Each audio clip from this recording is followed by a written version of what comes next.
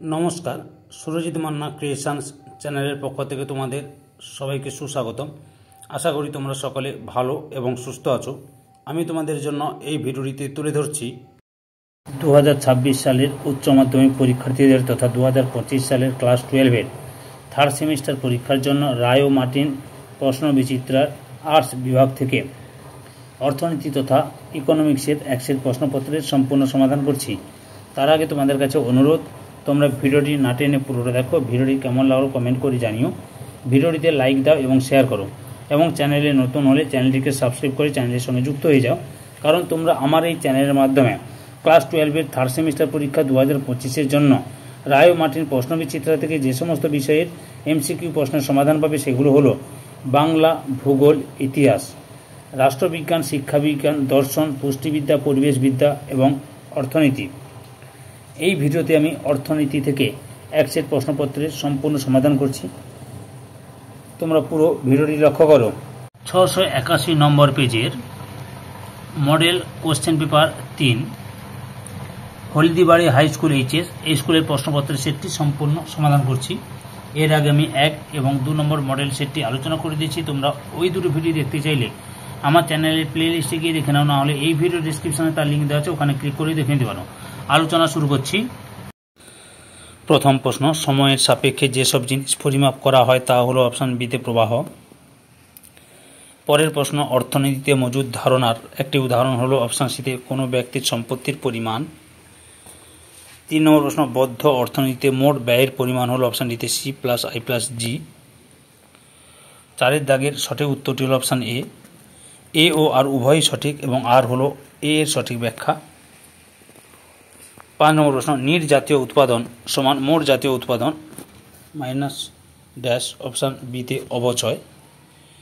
6 নম্বর প্রশ্ন, উৎপাদন শুমারি পদ্ধতি অনুযায়ী জাতীয় আয়ের গণনায় বহু গণনার দোষ এড়ানোর জন্য অপশান বিতে সর্বশেষ উৎপন্ন দ্রব্যের মূল গণনা করা হয়। 7 দাগে ভারতের জাতীয় আয় পরিমাপ করে অপশান বিতে ন্যাশনাল স্ট্যাটিস্টিক্যাল অফিস NSO। 8 নম্বর প্রশ্নের সঠিক উত্তরটি হল অপশান এ, বক্তব্য এ সত্য, বি সত্য, সি মিথ্যা, ডি সত্য। যদি ভোগ ব্যয় আয়ের উপর নির্ভরশীল হয় তাকে ড্যাশ বলা হয়, অপশান সিতে ভোগ অপেক্ষক। 10 দাগের সঠিক উত্তরটি হলো অপশান বির উত্তরটাই ঠিক, এ সত্য, বি মিথ্যা, সি সত্য। 11 দাগে যদি প্রান্তিক ভোগ প্রবণতা 0.5 হয় তবে অন্যান্য অবস্থা স্থির থেকে করের পরিমাণ 200 কোটি কমানো হলে জাতীয় আয় বৃদ্ধির পরিমাণ হবে অপশান সিতে 200 কোটি। 12 দাগে বিনিয়োগ গুণকের মান হবে অপশান সিতে 1/1 মাইনাস MPC। 13 দাগে স্তম্ভ মেলাও, সঠিক উত্তরটি হল অপশান এ, স্বায়ত্তশাসিত ব্যয় সামগ্রিক চাহিদা বৃদ্ধি করে, প্ররোচিত ব্যয় সামগ্রিক চাহিদা হ্রাস করে, বিনিয়োগ গুণক অর্থনৈতিক বৃদ্ধিকে উদ্দীপিত করে, সরকারি ব্যয় মুদ্রাস্ফীতি হ্রাস করে। 14 নম্বর প্রশ্ন, MPC = 0.5 এবং বিনিয়োগের পরিমাণ 1000 হলেই জাতীয় আয়ের বৃদ্ধির হার হবে অপশান বিতে 2000।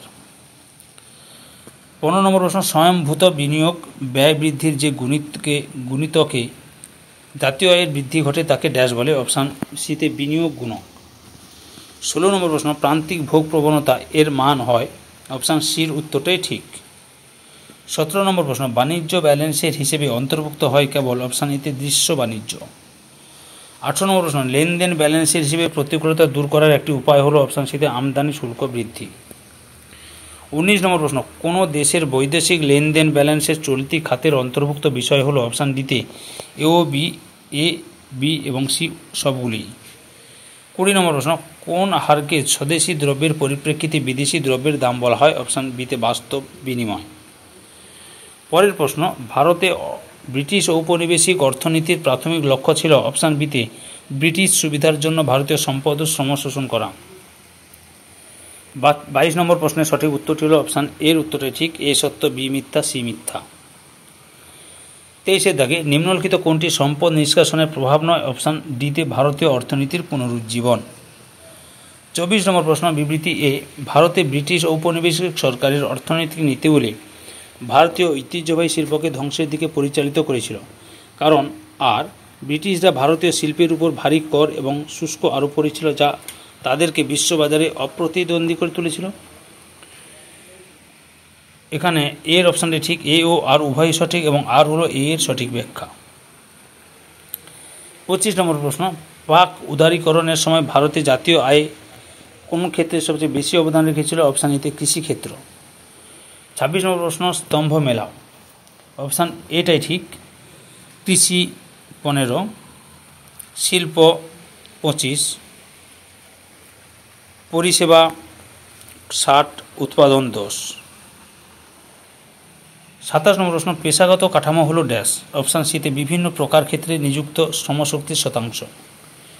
28 নম্বর প্রশ্ন, স্বাধীনতা উত্তরকালে জাতীয় আয়ের পেশা বণ্টনে প্রবৃদ্ধির প্রধান চালক ছিল? অপশান এতে কৃষি।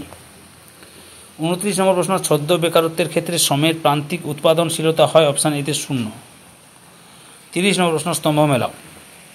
সঠিক উত্তরটি হল অপশান এর উত্তরটাই ঠিক। ভারত সর্বোচ্চ জিডিপি বৃদ্ধির হার, চীন সর্বোচ্চ দারিদ্র্যের হার, পাকিস্তান বৈদেশিক মুদ্রার রিজার্ভ সর্বনিম্ন, বাংলাদেশ বৃহত্তম জনসংখ্যা, শ্রীলঙ্কা সর্বোচ্চ মানব উন্নয়ন সূচক। 31 নম্বর প্রশ্ন, ভারতে গ্রামাঞ্চলে অপর্যাপ্ত সেচ ব্যবস্থার কারণে সৃষ্টি হয়? অপশান বিতে মৌসুমি বেকারত্ব। 32 নম্বর প্রশ্ন, ভারত এবং তার প্রতিবেশীদের মধ্যে নিচের কোন দেশের সবচেয়ে বেশি বৈদেশিক মুদ্রা রিজার্ভ রয়েছে? অপশান বিতে চীন। 33-এ স্বাধীনতা উত্তর যুগে কৃষিতে কম উৎপাদনশীলতা একটি বড় সমস্যা ছিল, কারণ পুরনো কৃষি কৌশল এবং বর্ষার উপর নির্ভরশীলতা। অপশান এর উত্তরে ঠিক, এ ও আর উভয় সঠিক, আর হলো এ এর সঠিক ব্যাখ্যা।